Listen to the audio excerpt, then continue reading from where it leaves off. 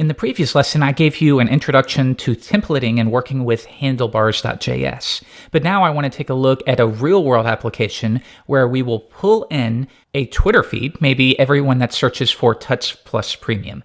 We're going to pull in a list of those. We're going to filter through the results and display them on the page with a thumbnail and a heading and a link to the tweet itself. So we're going to do quite a bit of cool stuff, and we'll also take a look at structuring our code a little bit better. Here's our blank slate. We have a link to Jquery. We are importing handlebars, and then I have a self-invoking anonymous function. So the first step is I want to wrap all of my logic within an object literal. So we'll call this Twitter and make that equal to an object. And first I'll have an init method. And this will simply be, we can name it anything we want. It'll be the method that gets everything rolling. Now, as you should know by now, within an object literal method, most of the times, this is going to refer to the object itself. So in this case, this will refer to Twitter. So if I want to call a method called doSomething, I could either do twitter.doSomething, or I could do this.doSomething. So we're going to set some properties on it. And the first one is the URL. How are we going to query the Twitter API? And what we'll do is we'll keep it very simple, and we'll go to search.twitter.com. If you're unfamiliar with it, if you go to search.twitter.com, you can search for anything. So if we search for Tuts Premium, it'll return all references to Tuts Premium. But instead, we can tell it to return JSON so that we can use it within our application. I'll go to search.twitter.com, and we'll append search.json. Lastly, we'll set the query, Q for query. In this case, it's bringing up a previous search, but we're going to look for Tuts Premium. So search.twitter.com/search.json, exclamation point, and then the query will be equal to Tuts Premium. If I copy that and hit return, you'll see that we get a JSON response, and this is exactly what we need. So I'm going to hard code that in for the time being. So the next step is I want to fetch that feed. And Jquery offers an AJAX method called getJSON, and we're going to have a whole chapter dedicated to AJAX. So I'm going to be a little quick on this end, but if it's still blurry, don't worry, because we have a chapter dedicated to learning about AJAX. So going with the idea that each method should be responsible for one thing, I'm going to create another method, and we'll call this fetch. And this method is responsible for fetching the JSON feed. So once again, within here, this refers to the Twitter object. So if I want to grab the value of the URL, I could console.log this.url.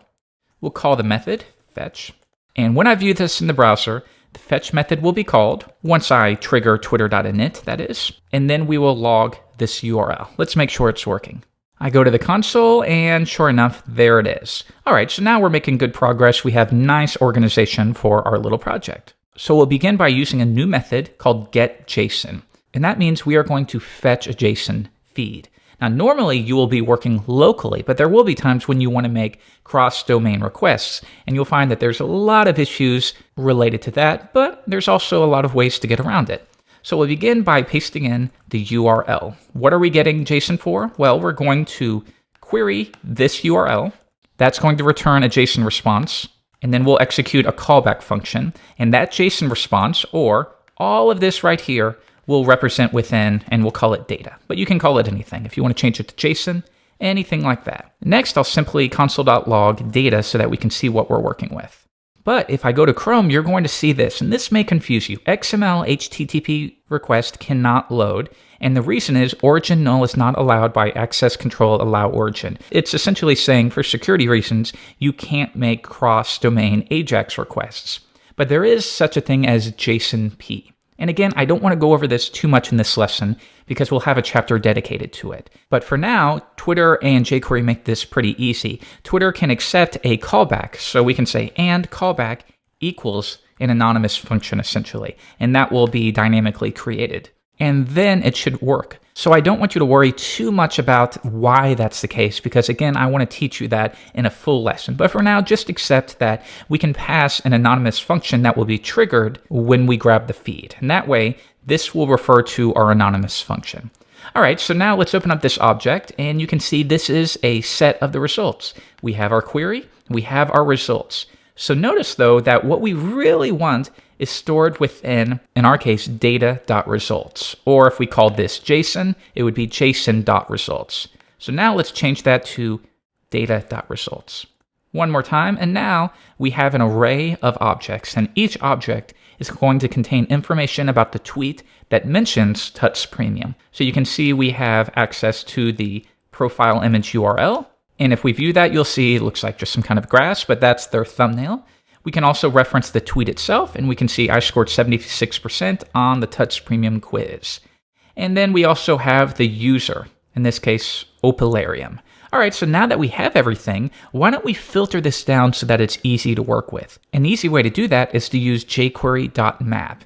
And what map will do is we can filter through an existing array. So in this case, we're going to filter through data.results, which is this array of objects. And then for each one of those, we're going to execute a function. And we will represent each object here, and we'll call it tweet. Now, what we want to do here is ultimately return a new array. So we want to modify this array and return a new one. So for now, I'm going to call this tweets. Tweets is going to be jQuery.map over that data.results array, and we want to modify it. So for each object, rather than returning everything, I instead want to return a subset.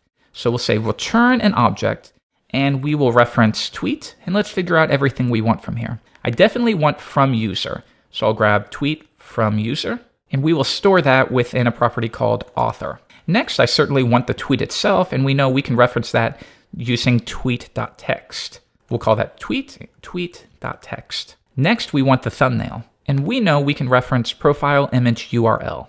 So we'll call this one thumb for thumbnail is equal to tweet.profile image URL. And then finally, we want a link to the tweet itself. View this specific tweet. And I could be wrong, correct me if I'm wrong, because I haven't researched this too much, but it doesn't seem as if they offer a direct link to where the tweet is. They simply give you information about the ID. So let's figure this out. I'm going to go back to search.twitter, and we will once again search for Tuts Premium. And this one will be fine. I will click open, and I want to grab the details. So what we can see here is that it's twitter.com, and we can get rid of the hashbang. It'll still redirect there. And then slash the username, slash status, and then slash the ID. And we can grab that ID right here, ID string. So let's see if we can dynamically create a link to that URL. Let's first do Opalarium. We'll replace this right here. Next, let's come back, and we need to grab the ID string. So I will simply copy this long ID and paste it in right here.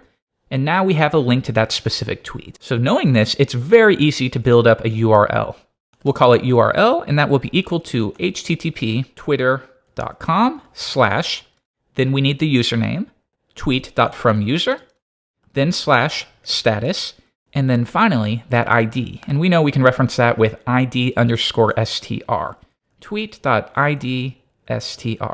And I think that's all we're going to need for this project. So we've mapped over the results, and for each item in that array, we've returned a new object. And now the results of all of those objects will be stored within a new array called tweets. So if I console.log tweets at this point, reload, you'll see that we still have an array, but now we've significantly condensed it down, and we've also added a new property called URL that links directly to the tweet. Let's double check to make sure that works. And it does. Good deal. So at this point, we have fetched all tweets that reference Tuts Premium. And at this point, what we need to do is take that data and attach it to a template. Now, you're going to find that when working with asynchronous actions, such as requesting data, it can be a little difficult to wrap your mind around those concepts. So I'll give you an example. Rather than var tweets, let's save this within twitter.tweets. So you would think we could do this, right? But if you're starting to catch on with jQuery, you know that this is no longer going to refer to the Twitter object because we're within jQuery's callback function. So if we were to console.log this, reload the page, you'll see that this contains information about the AJAX request. So as we know, let's cache this within a variable called self. And now we know that self will always refer to the Twitter object. And now we will replace this with self.tweets. Then at that point, when we console.log self.tweets, reload, we get that array of objects. Cool. But now you might think, well, we've called this fetch method, it grabbed the data, so now Even out here, I can log this.tweets and I can grab it, but reload the page, you're going to get undefined. And that's a little weird. And that's something I had a lot of trouble at first. I really had trouble wrapping my mind around why this is. I've executed this method. We've gotten some JSON. We've stored it within self.tweets or twitter.tweets. And then we execute this code, but now it's no longer available. And again, I'm going to cover all of this within the Ajax chapter. But for now, you need to understand that getJSON, this is referred to as an asynchronous request. The same thing with set timeout or set interval. These are asynchronous, which means this is going to execute before this completes. And to give you proof of that, we will say after fetch call, and then we'll say right here console.log JSON callback. Reload the page, and notice that I'm getting after fetch call and then JSON callback. One more time, after fetch call, then JSON callback. So note, this is executing before this is executing. And that's a little difficult to understand. And again, it's because this is an asynchronous request. We're getting JSON, but because it's an asynchronous request, that means that our script will continue while that operation is occurring. So this.fetch runs, we call getJSON, which is asynchronous, then we continue on, then this at some point will execute and set self.tweets equal to the results. And what that means is at the point this line executes, it does not yet have access to the tweets. So now you're thinking, well, how from here, within this init method, can I be sure that self.tweets is available? And what a lot of people will incorrectly do is they'll set an interval, and maybe every 20 seconds they'll see, is self.tweets available? No, the Ajax request is not completed, so wait another 10 milliseconds and then check again. And that's really bad. Jquery makes this a lot easier with jQuery.deferreds. And we're not going to do it in this lesson because I don't want to overload you. And we'll have a whole lesson dedicated to deferreds. But for now, the basic idea is you could do jQuery.when, a specific action occurs, then do something. So when this Ajax request completes, then do this, in which case you can grab those results. But as I noted, for now, I can't overload you because you'll give up, and I know I would give up if there's too many things going on, such as jQuery map and getJSON and this object and handlebars. It's too much. What we'll do instead is we will trigger our template binding directly within the getJSON callback. And that's doing more work in this method than it should, but it's all we're capable of doing right now. Right here, we know that self.tweets is the data and we can work with it. So at that point, we will call a method that binds the data. And we'll call self, and we'll call it attach template. Let's create that method now. Attach template is a function. Now that means because we want to attach this to a template, we need to create a template. So right up here, we have our UL with the class of tweets. Within here, we will create a new one.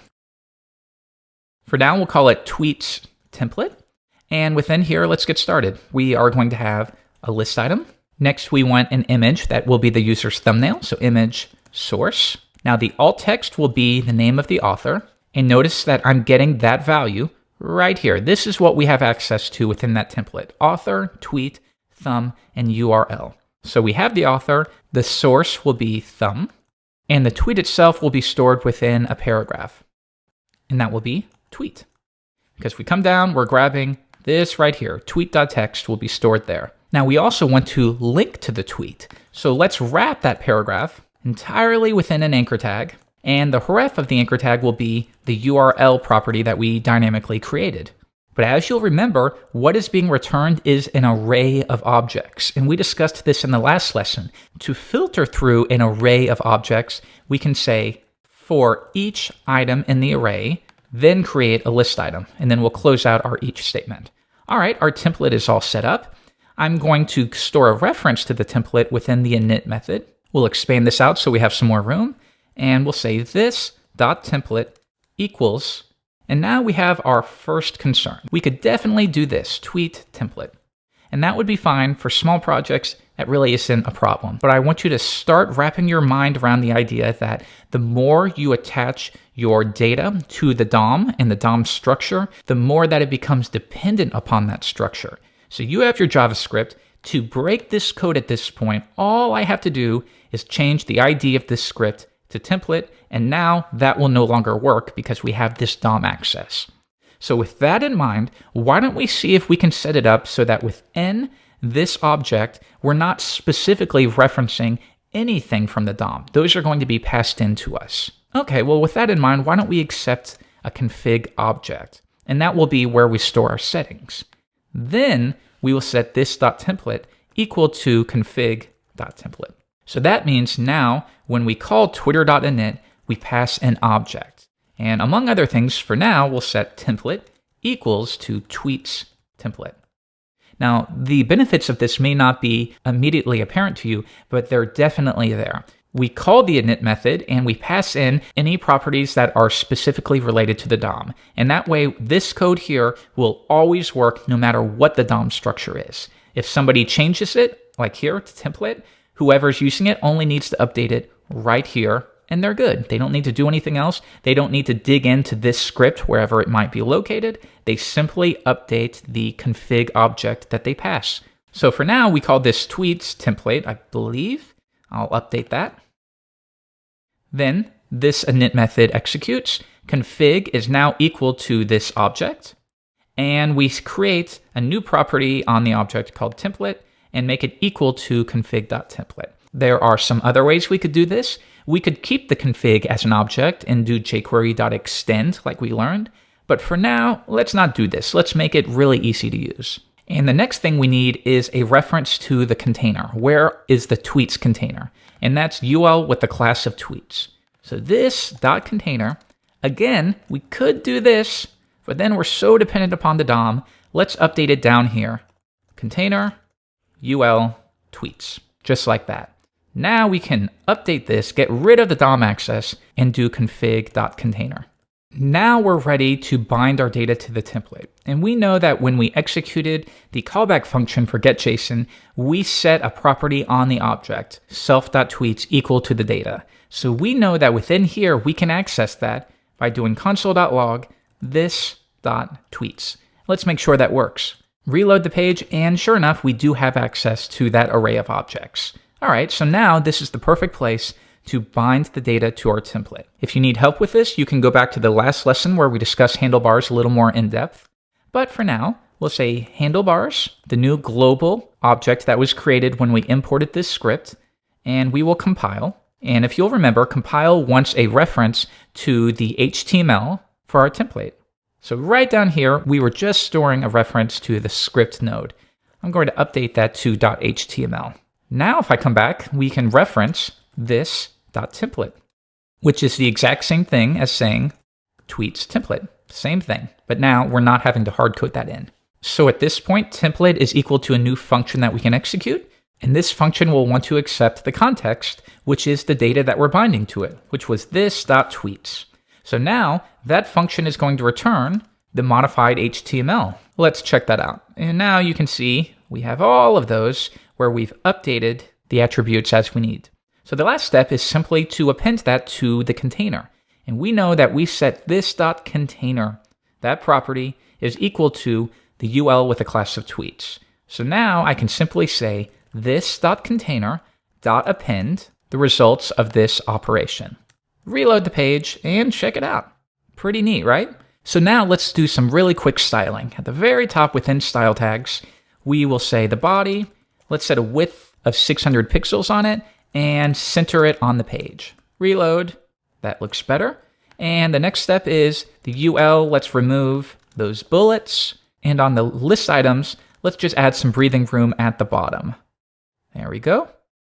Next, let's take the images, be very generic here, float it to the left, and give them some breathing room on the right. And lastly, for the anchor tags, no text decoration, and the color will be a grayish black. Reload and check it out. So look how easy that was. With very little work, we have queried the Twitter API for all references to Touch Premium. We've returned the tweet itself, a link to the tweet. We can view that right here. Pretty nice. A thumbnail for the user, and then you can style this or put it in the sidebar, whatever you want to do. The only thing you'd want to do is maybe implement a form of caching, which is honestly beyond the scope of this specific tutorial. Now, the final thing we're going to do in this lesson is make it so that we can pass in what we're searching for. If we come back, right here we have the URL, and we're hard coding the query in. So why don't we store that within the config object instead? And we'll say query, and then tack on config.query, like so. Now when we trigger the init method, we can say the query is going to be equal to, and we will look for all references to Justin Bieber. Reload the page, and now, let's see, there's reference to Justin Bieber if you call Justin Bieber gay. Anyways, so it's as easy as that to update our code so that it's more flexible for whoever's using it. And the idea is maybe this is stored within its own file, twitter.js. Then you import it and you simply trigger the init method and you pass in some settings and it'll simply work. If you decide later that you want it stored within the UL with an ID of Biebster tweets, then you only need to take that value and update it below where you reference the container. And that way the script always knows what it's working with. Reload the page and it still works wonderfully. All right, and I think that's going to do it for today. We did a lot of stuff here, and I really want you to focus on this lesson. So if it was blurry, go back and watch it again, because we did quite a bit. We focused a lot on good structure for our code. For small projects like this, an object literal that will contain all of your methods and properties is a great way to go. We've wrapped this within a self-invoking anonymous function. That way, Twitter is not available to the global space.